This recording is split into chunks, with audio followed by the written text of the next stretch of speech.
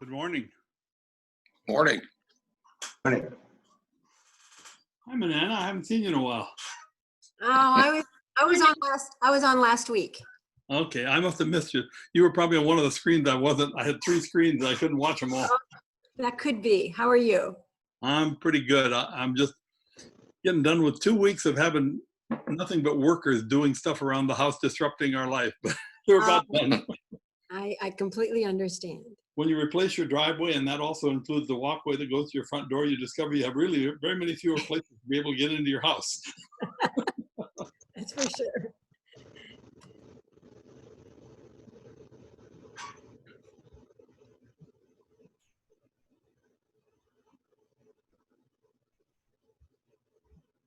Hi, Ann.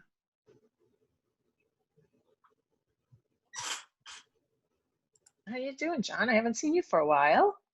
Well, I've been on here, I think, every time. I might be hiding in another corner of a screen. I did a spotlight 2 weeks ago, though, or was a week ago, on ambassadors and veteran services. And Oh, good.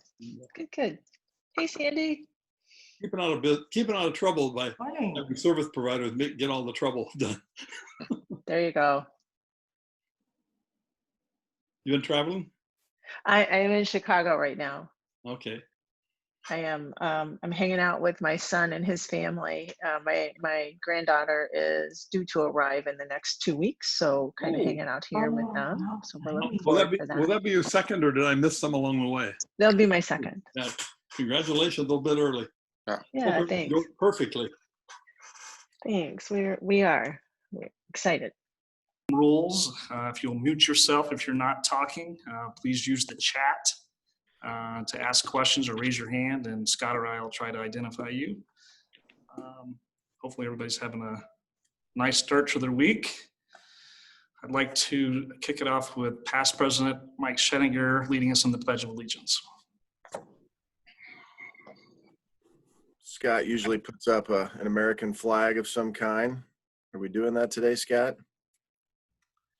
Now that you've asked me, sure. We have one here. Oh, that's right, over Chip's shoulder. We can all look there, and I'll start. I pledge allegiance to the flag of the United States of America, and to the republic which it stands, one nation, under God, indivisible, with liberty and justice for all. Thanks, Mike.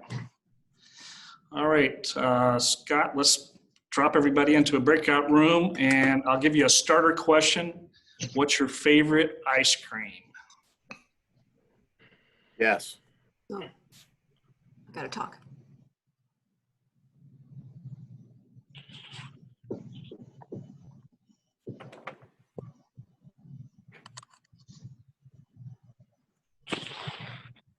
You should see a prompt to move into a breakout room.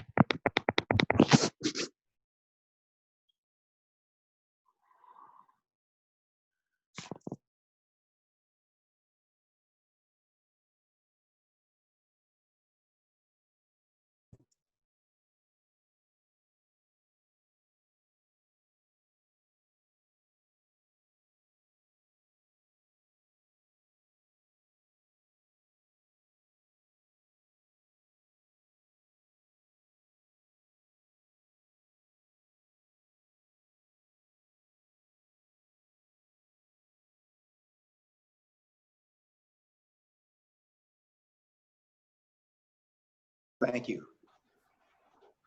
Our presenter today is Christie Angel. She's Chief Executive at YWCA Columbus. Established 134 years ago, YWCA is one of the oldest organizations in our community. Its mission is to empower women and eliminate racism. Before taking this position, Christie handled public affairs for CalFee Strategic Solutions. This is a consulting group that handles communication, public affairs, and government relations. And previously, she led the External Affairs Office for Mayor Mike Coleman. She was responsible for developing and retaining relationships with business and community partners.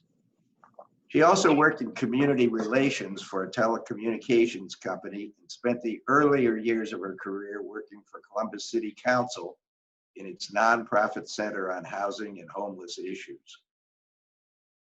Currently, Christie serves on the board of Campus Partners, Greater Columbus Arts Council, and the Human Service Chamber of Franklin County. She is chair of the Public Policy Committee for the Ohio Council of YWCAs. It's hard to find anyone in our community who's been a more active leader in the civic and business activities of Columbus. Christie and her husband, Otto Beatty III, are my friends and neighbors in downtown Columbus.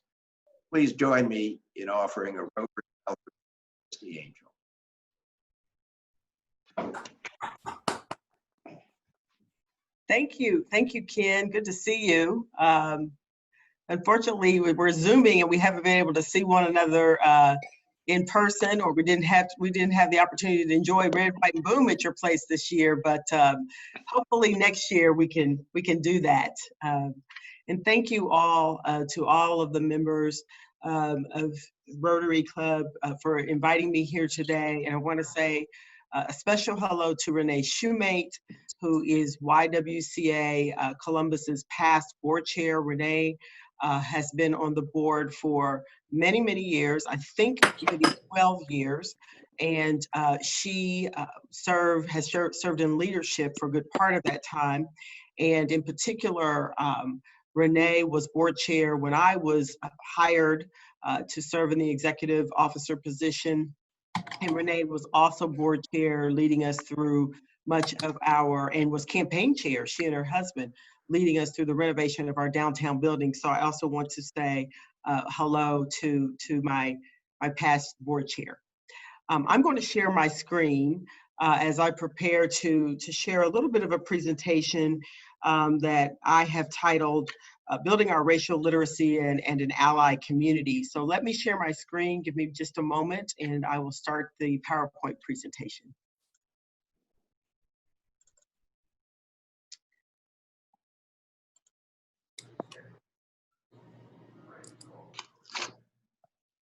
Okay. So I want to start first by just talking about what to expect from today's presentation. And I want this to be, you know, a way while I work through the presentation, but if you really have a question, you want to stop me, please feel free to do that. And then we will move on to Q&A certainly at the end of this, but I want to, you know, kind of walk through some of the terms and definitions. To some, this may seem, these terms and definitions may seem, you've seen it before, but, you know, I'd like to start here. We like to start here as YWCA kind of building from here, you know, and so kind of think of this as a kind of a one-on-one course, if you will. So today we'll talk about some terms and definitions. We'll talk about how to build a strong ally community, and then we'll do some Q&A. So terms and conditions. What I have here is really talking about the types of racial inequity. So structural is the interplay of policies, practices, and programs of differing institutions, which leads to adverse outcomes and conditions for communities of color as compared to majority communities. And that occurs within the context of racialized historical and cultural conditions. Institutional would be those policies and practices and procedures that work to benefit the majority of the community and to the detriment of people of color, usually unintentionally and inadvertently. And then individual would be those things that we might see more frequently or experience more frequently, that we can immediately call out. So prejudgment, bias, stereotypes, generalizations about an individual or group of people based on race. Impacts of racism and individuals, majority community, people of color, you know, this is individual racism can result in illegal discrimination, but the impacts of racism in individuals together can result in kind of internalized privilege and oppression. So these are just some terms, you know, we use, sometimes these terms get used inadvertently, they get used in the wrong place. And so I always like to just share these terms. You know, I've been through some racial equity training in particular, and race is a social construct, one that was created you know, to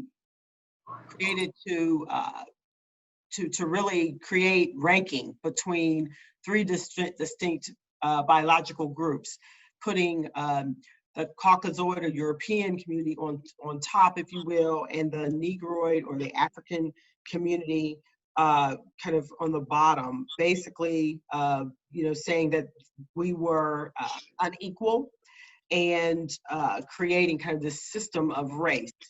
Racism, as you can see, is when one uses, it's the use of institutional structural power, and that's what creates racism. And so when you hear about reverse racism, it's really, it's not likely that there is such a thing as reverse racism, because racism really is based on who has the power. And typically people of color do not possess the power.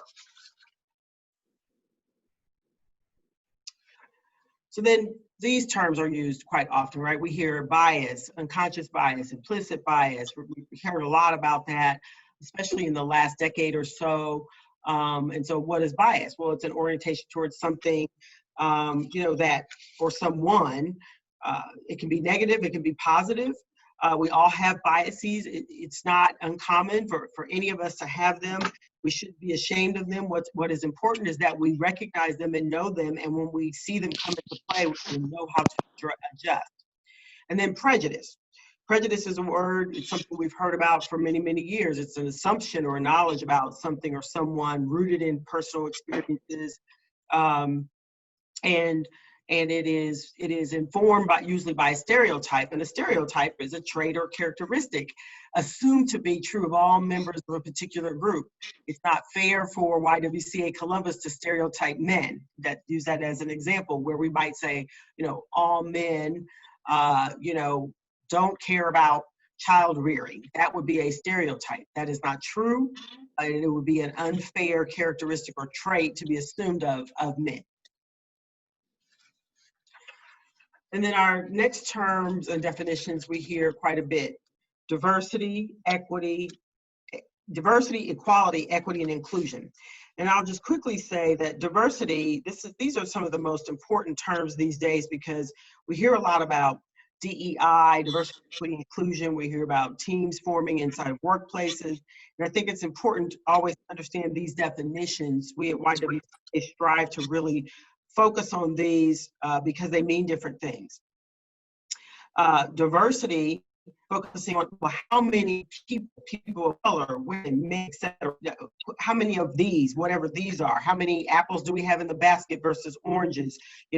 How many do we have in the room? So diversity programs, cultural celebrations, education programs, and all of that, they are not equivalent to doing racial justice. It's just adding to who's in the room, or, in some instances, seeking to transform, because we want to have different voices at the table. But just because you're in the room doesn't mean you have a voice at the table. The next step is equality. Equality has an emphasis on everything being equal, but often ignores the historic and the structural factors that created the inequity in the first place. And so it's very important, while we may be giving everyone the same tools and resources, that history and the structural factors often still create an imbalance. Oftentimes you hear people, you might hear someone say, I want to claim to be colorblind or have a colorblind orientation. And colorblind policies, they want to have colorblind policies that treat everyone equal. And color blindness often leads to inequity because it does not acknowledge the history and the contemporary, the forces, the systematic forces of oppression that don't allow us all to be ourselves, our full selves, equally. And so then we go to equity. And equity has an emphasis on and seeks to render justice. This is the work that we do at YWCA Columbus, where we look at our social justice work. We seek to render justice by deeply concerning structural factors that benefit some social groups and communities and harms others. And then inclusion ultimately is that, going back to that diversity, it's having a diverse room, but then being inclusive of that individual or those individuals, their engagement, their access, their opportunity, and including them in the conversation. And so now I'm going to share my favorite slide. This has been my favorite slide for the last 3 months, 2 months maybe, since we've been going through some of the social justice uprising in particular.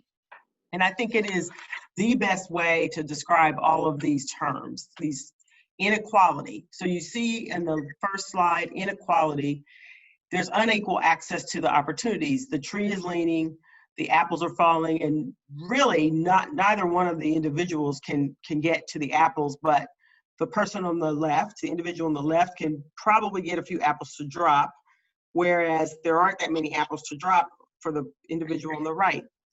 And then we go to equality. And so now they both have the same ladder. So they have equal and evenly distributed tools and assistance, and yet the person on the right still can't reach the apples. The person on the left can reach them easily. And then we go to equity. And so now equity, we have given the person on the right a taller ladder. And so that person is reaching the apples. But as you can see, the tree has far more apples on the left side than it does on the right. So those are custom tools that identify and address inequality. And the last slide, which is the slide that so many of us are seeking today, is the justice slide. We've straightened the tree. We both have equal access. We have the same ladders, or the two individuals have the same ladders. The tree is straightened up. Therefore, the sun is hitting the tree and the apples are growing equitably on both sides of the tree. And so we fixed the system to offer equal access to both tools and opportunities. This is one of my favorite slides. You've probably seen slides through the years. There are people looking over a fence and those kinds of things. But this one for me is the one that we use quite often here at YWCA when we are describing these terms. Uh-oh, I gotta go back. So how to be an ally. So I suspect, many people are interested in becoming allies to, you're hearing about the Black Lives Matter movement and the work that's being done. We're hearing about racism as a public health crisis. We want to know, how do I be an ally to this work? And so I say first and foremost, listening. Seek to understand before being understood. Re-educate yourself with the hard history of the birth and development of our nation and the current racial inequity issues. One of our favorite podcast, but you can also read it in print, is the 1619 New York Times series by Pulitzer Prize winning author Nicole Hannah-Jones. We will be sending out a link of resources to Ken Ackerman following this presentation, and the link to this podcast and to this series will be included in it. It's, I think the podcast is 6 series, and of course there were several articles written on the 400th anniversary of slavery last year. And again, it's a Pulitzer Prize winning series, and it really retraces kind of that hard history that we have. And then next I would say, get involved. You know, figure out where you're comfortable getting involved. And sometimes it may be joining an organization that is doing some work.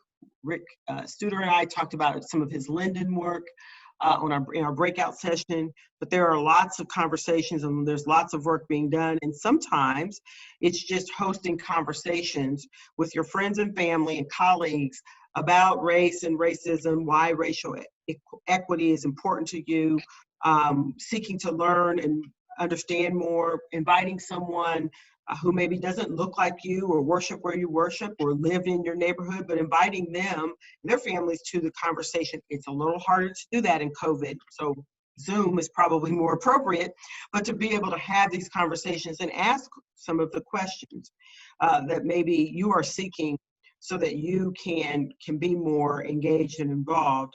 And then when you see racial inequities, you may witness or be aware of, speak up if you can, be it publicly or privately. I use one of the examples that I've experienced many, many times, and it goes something like this.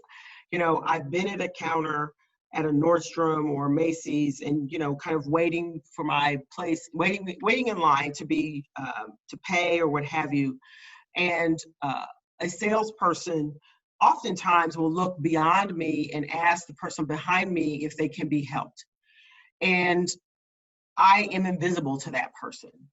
And, it is not, I don't know that it is intentional, and it is what it is. And I've had people say, she was here first and I am served. And that happens more times than you think. And it's those little things when someone speaks up, on your behalf, just because they know that someone has looked past you. And so that's just a small example, but there are many others. And then I would say, lastly, use your privilege as a platform to make room for those of us who may not have the opportunity to be heard or seen. So I want to be an ally, but I don't know what to do. So we talked about some of those things that you can do, but I would say here are a few tips that we give people here at YWCA Columbus. One, don't be afraid to be wrong. Do not say anything, or ask a question, and you may be wrong, but if you're in a comfortable room and talking with those that you are comfortable, they can help educate or inform you. We as people of color also have to be careful that we do not judge people for not knowing the right terms or recognizing all of the struggles and the things that we've been through. And I think it's important for you to be comfortable in places with people that you can talk with and not be afraid to be wrong, because you're seeking understanding. Black people are not required to educate you. Now, this, may sound odd, but when I gave this presentation the first time, Ken, I think, heard some of that. And one of the things that was striking were the number of people who were calling upon people of color, in particular Black people, after the death of George Floyd, and asking lots of questions and asking us to kind of unpack what was happening. And it was difficult to go through that and try to do that during that time, because it was such a painful time, sometimes recalling the trauma that we had all been through ourselves. And so many of us have had to tell our friends, I can send you resources, But right now I can't educate you on this because I am experiencing something myself that is very painful and that is a version of trauma. And so while we want to be in the room and we want to help you, we also cannot just be required to solely do it. We have to be able to give you resources to do what you need to do and do the work as an ally.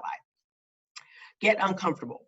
It is talking about race and equity and racial justice and social justice can be uncomfortable, but we have to get uncomfortable so that we get comfortable with where we're going and where we need to be as a community. And getting uncomfortable means that you're doing the work. It's part of the journey. And then your contribution. Think about what you want your contribution to be. Not everyone is going to protest. I personally only attended one protest with our organization, largely because we're in a pandemic and being out with hundreds and thousands of people is not comfortable, whether you have a mask or not. And some of us, we're not comfortable doing that. But you can decide where you want your contribution to be, and it can be in other ways. You can decide to donate. You can decide to have conversations just like you're having today. You can have small group conversations. You can read. You can educate yourself, and you can share it with others who are seeking to build allies, become allies. And then destroying the myth. Destroying the myth is just all about destroying the myths about race. And destroying the myths about some of the left, what I call the left behinds of slavery. And there are many. And in the readings, you will find some of those things, but destroying some of those myths are very important. And sometimes it's people from the majority of the community who really can help us destroy the myths, because when you speak, people will listen. And then how you spend your money is political. So I don't mean capital P in these days and times, but how you spend your money, where you intend to use your money can also help to build allies by strengthening minority-owned businesses and the like. And so then I think about allies in the business, corporate, and nonprofit sector.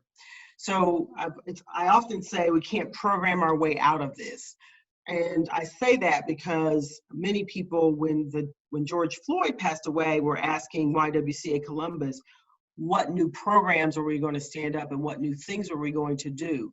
And quite frankly, we decided, we don't necessarily need new things. We now need to make investments in the things that we've been doing so that we can reach more people. But beyond that, this is not about a particular program. It may be an investment in the things that we know we should invest in, but it isn't going to, we can't program our way out of all of this. And so leadership rooms will have to change. We have to have board diversity, that's for-profit and nonprofit. C-suite and decision-making positions have to have diversity and inclusion and equity as a part of those decisions. We have to have a shared power base. We have to increase and measure our diversity spend. So especially in those corporate sectors, in the business sector, increasing and measuring our diversity spend. It's not enough to say that you're doing business with diverse businesses, but you have to measure it, because we all know that which does not get measured does not get done. And we have to set goals for ourselves. And then commitment to implicit bias, racial equity training and development. It's an ongoing journey. And so continued training is very, very important. There are some great training organizations out here in the Columbus area. I'll tell you about some work that YWCA is also going to do when we get right to the end. And then again, as I said, measuring goals for all of your DEI efforts is very important. Now, I'm approaching the Q&A portion of the program, and so I think it's important for us to be able to have a conversation. And so I will stop talking and give room for questions and answers and discussion.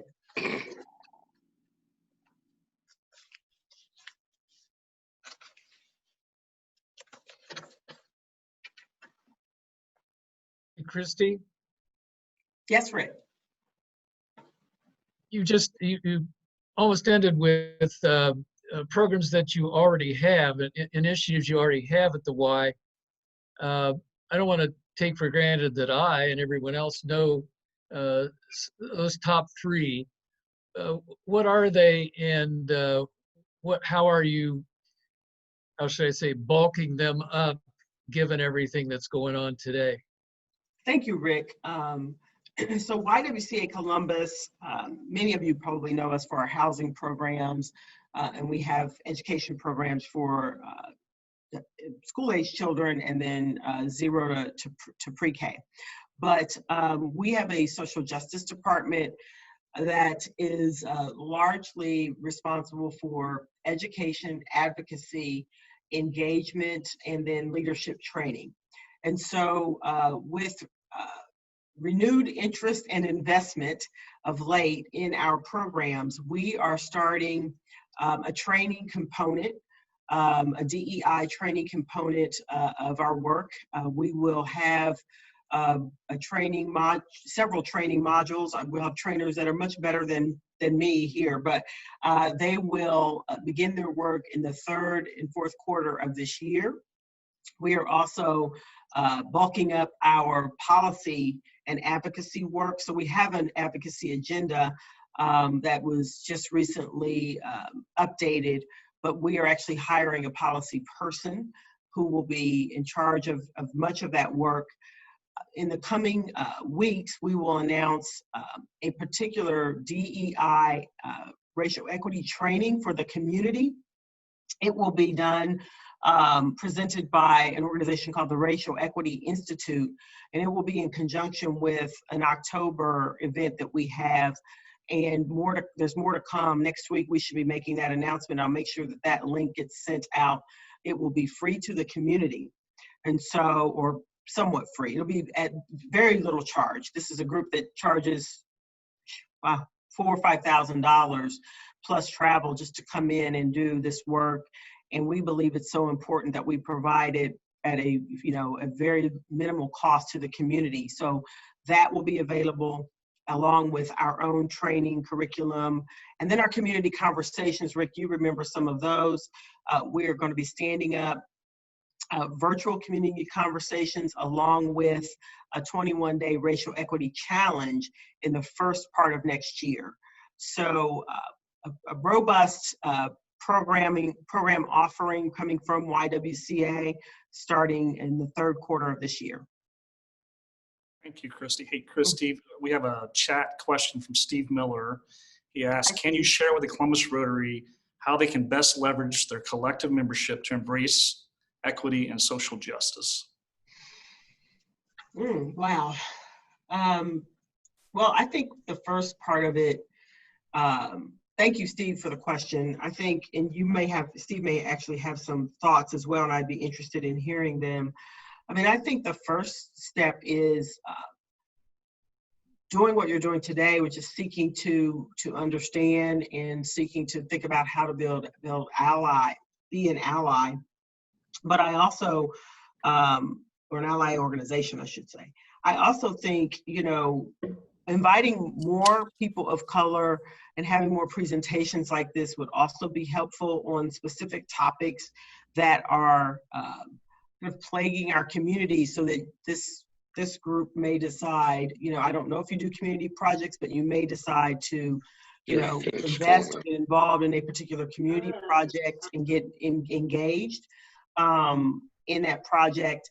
Learning more about some of the work that we're doing around racism as a public health crisis is a great example of that. Many of your businesses may have signed on to support that effort, but now the real work is going to begin, where we have to begin to implement steps to remove the health disparities. And the health disparities, really are plaguing our community, and they're costly to our community. So I think getting involved in that work is a great place for business and for Rotary clubs such as this to help get more involved. Then again, I think continuing to seek to learn about the community and ways to get involved. I also think specific efforts to diversify your club, your Rotary Club, and inviting more to participate, people that, you know, look like you come from people of color, you know, more women, et cetera, you know, really looking to diversify the club as well, I think would also be a value and benefit. And then seeing that your leadership is reflective of a diverse group of people. Great, thanks, Steve, Christie. So I I don't think know we if had. Steve, oh, go ahead. I was going to That's say, I okay. don't know if Steve wanted to add anything more. I know that he is an experienced leader in this work as well. Steve? Well, first of all, I wanted to thank Christie for the outstanding work she's doing in our community now, overall, and the work she's doing at the YWCA. She's been a champion and leader for a long time, and we applaud your work and really appreciate you being here today to share your comments and vision. I think it's incumbent upon all of us to work for equity as it relates to education, health disparities, and economic empowerment of minority businesses, because a high tide raises all ships and it's good for our community. So again, we thank you, and I look forward to working more closely with Scott and the Columbus Rotary to bring diversity and opportunities and ideas to that organization. God bless you. Thank you, Steve. Thanks. I think Tom Carlisi had a question. Yeah, thank you. I really am enjoying the topic. Thank you for being here. And I want a comment and then a question. I want to let you know that our club created a Peace Builders Committee. And one of the things we do is we have programs we're reaching out. By Rotary being a nonpartisan humanitarian organization, sometimes we can be the club is the hub, we kind of say. We brought 80 people together a year ago, February. We were at New Salem, or St. Stephen's, and it was about building peace across differences. And one of the things we've done is we not only done projects, but we've invited many people in the community, oftentimes of color or women, et cetera, to come and join our committee. They don't have to be Rotarians. So that's something that's really exciting. And then they say, oh, we didn't even know Rotary was doing all that. So what I'd like to do is let you know also, I'm working with the Ohio Council of Churches and the Interfaith Association, and they have social justice and preventing racism, and mainly in a big place. So in September, we've got the International Day of Peace coming up. I'd like to suggest our club do another forum where we bring all the organizational leaders together and create another opportunity to share. Maybe we sign people up for your social justice committee training, okay, or training. So I'd like to just invite a connection beyond this meeting. So what happens next is what I'm sharing. Thank you. Thank you so much. First of all, I love the social justice work. I mean, is that Reverend Aaron's? Is that Tim Aaron? No, that's Tim is fabulous. No, there's Reverend Jack Sullivan Jr. is the executive director now, and he is one of the lead. He actually got an award from the governor last fall for his work in social justice world, and we're leading on that. Yeah, but Tim Aaron's also is doing extraordinary work. Yes. But we would really be interested in participating in that September day of peace, and then that would be a great way to share our training as well. So I will make sure that I put all of my contact information in the chat so that we can stay in touch on that. Thank you. Thank you for the invitation. Follow up to everybody. I'm helping also. We're putting on an online event August the 11th. It's called Youth and 2020. So we're bringing 14-year-olds through 22-year-olds to come together and just say what a year it's been and what's important to you. And we're going to end up with them all coming up with personal action plans on how they can help foster a more just and inclusive community. So that's coming up also. Great. Thanks, Tom. Okay. So we have time for one more question. If somebody's got a burning question they'd like to ask Christie today, otherwise How about she's. if I jump in? Go Thanks. ahead. Hey, Hi, Christie, Don Hi, DePearl, Don. great, wonderful presentation. Thank you so much. Simple question, maybe not a simple answer, but as a white man, how important is it for us to listen right now? Just to listen. It's Don, thank you for the question. It's very important because listening and can lead to understanding. And oftentimes, you know, with white men in particular, the thought is, I know best and I have the answers. I've seen this, I've done this before, I've done it all, kind of a situation, you know, or done a lot.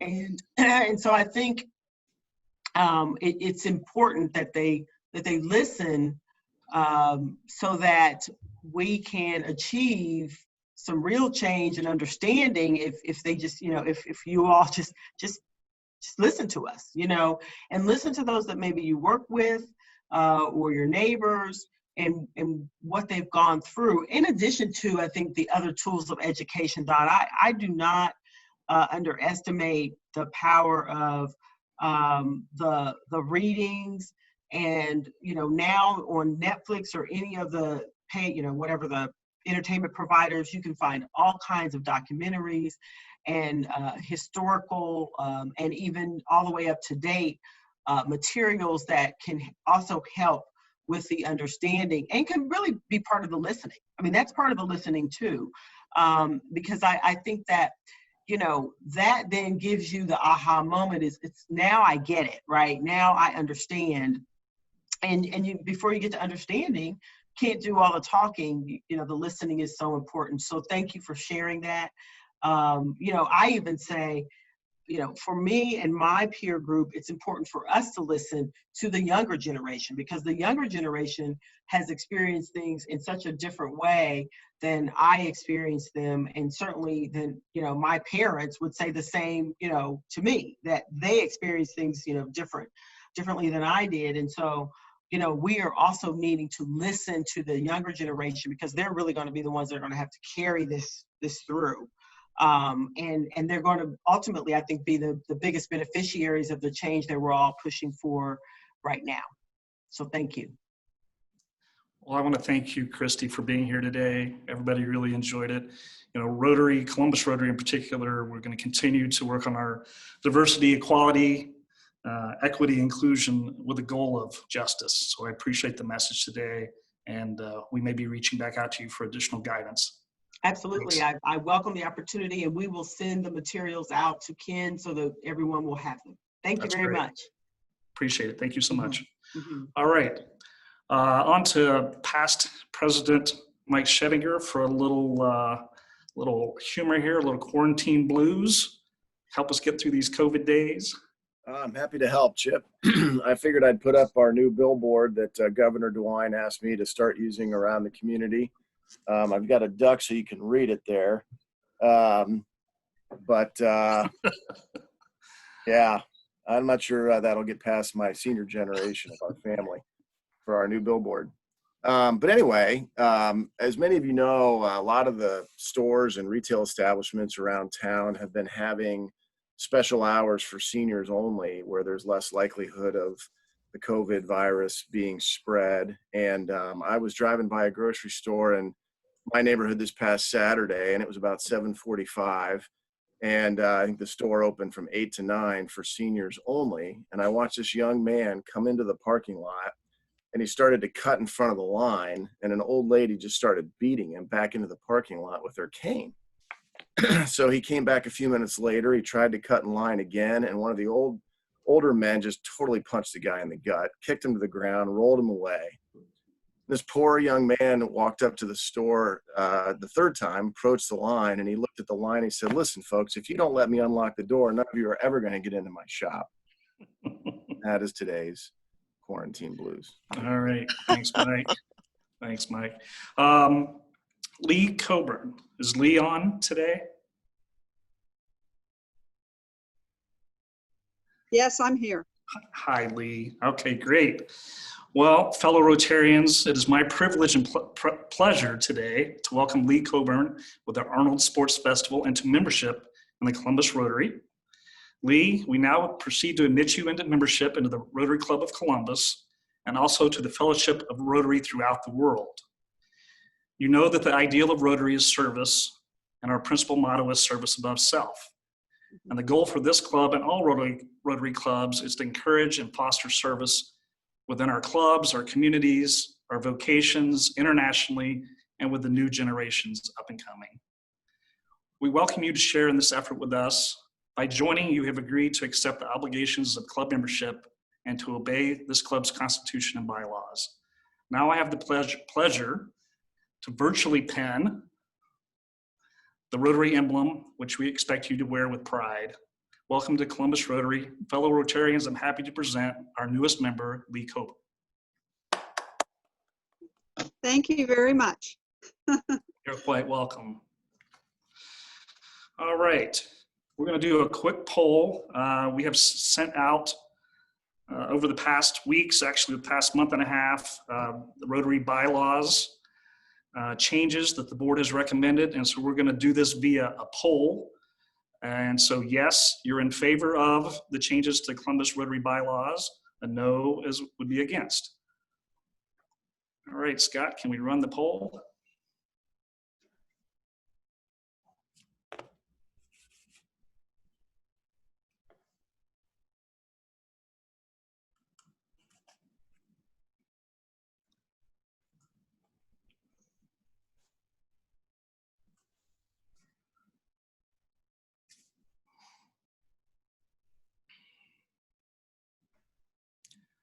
Take a few minutes here and then Scott can share the results of the poll.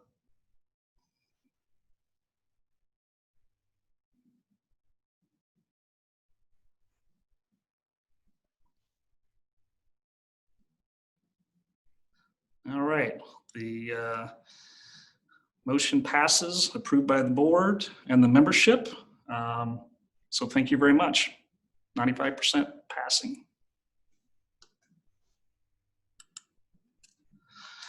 All right, on to additional club business. Ann Ralston, I saw her.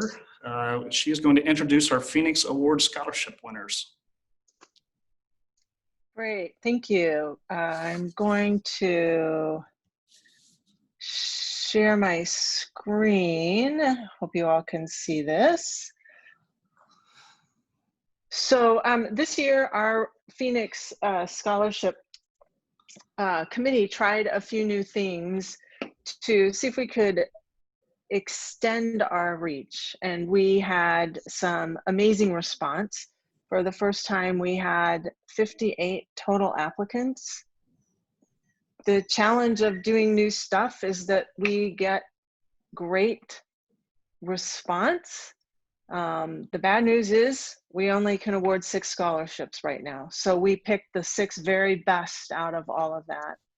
We had just a super interesting, let me see if I can get this to work. We had a wider range of schools.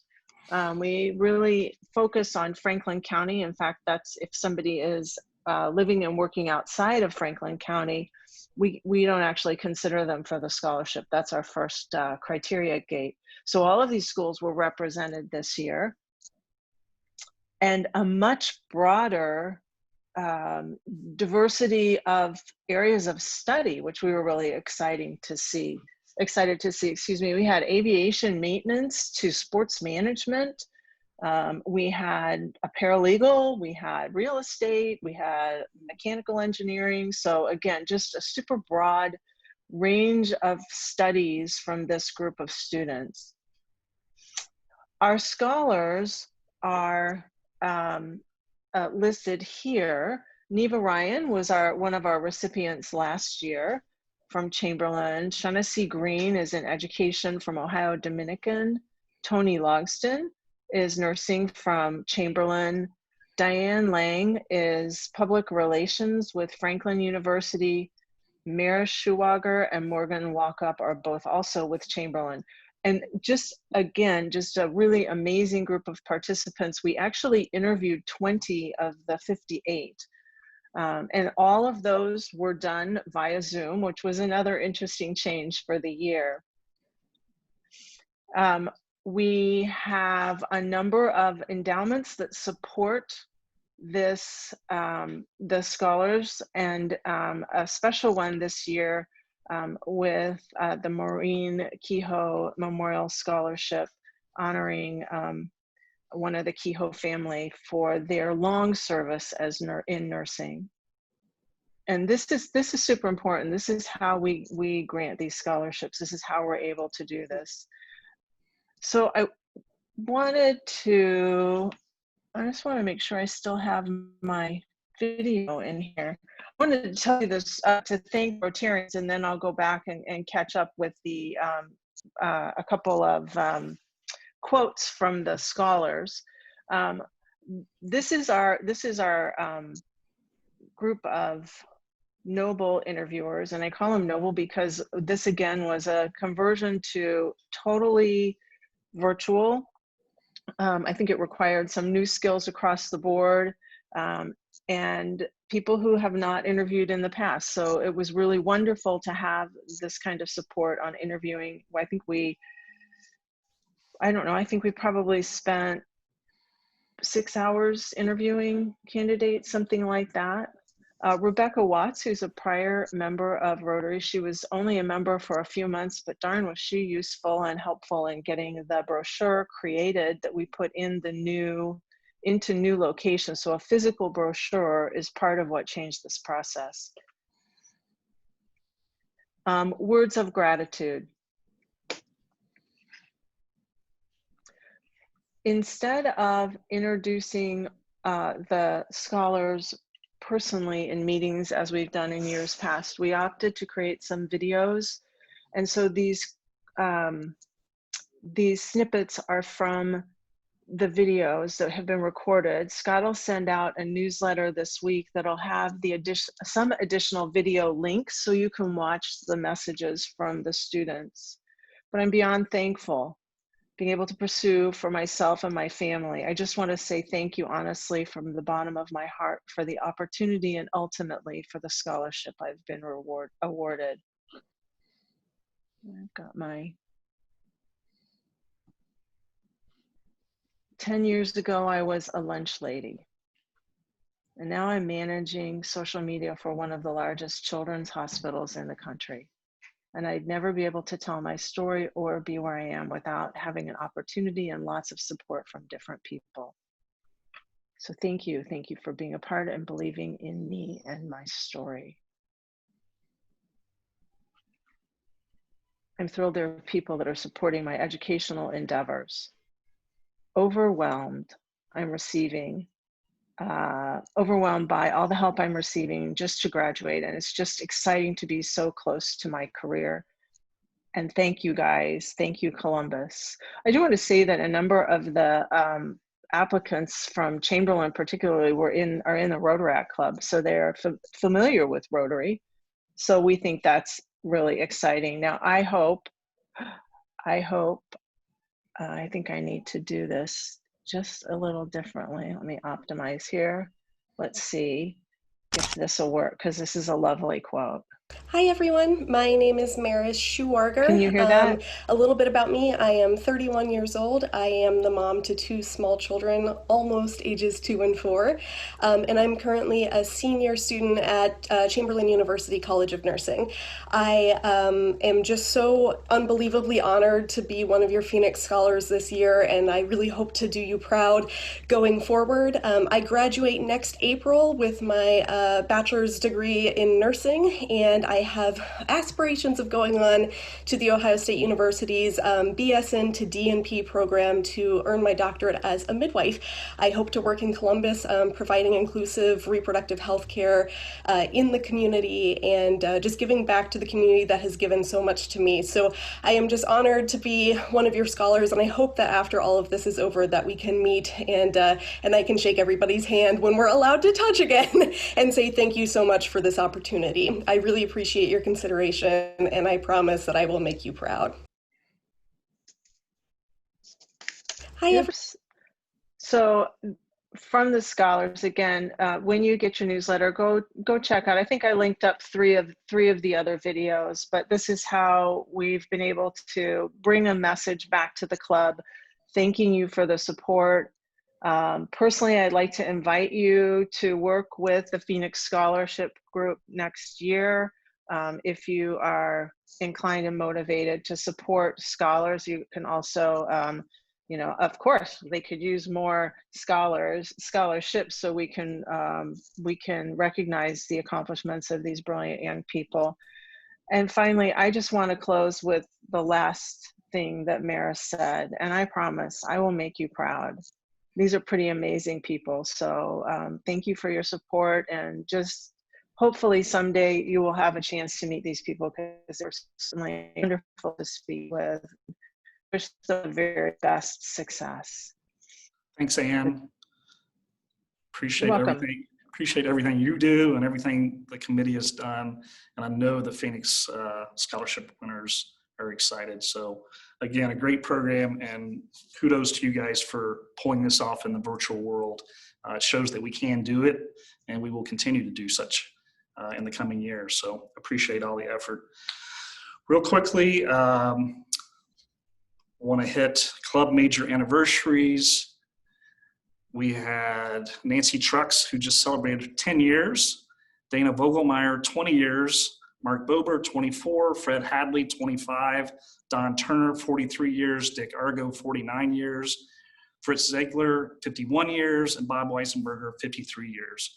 Again, I want to thank you for joining us today. Please spread the word. Let members, friends, and others know that they're welcome to join us each week at noon.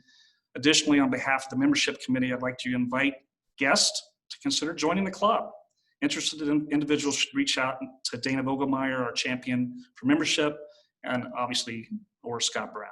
Next week, our program will feature Yarmir Steiner discussing the future of retail and retail experience in the age of COVID.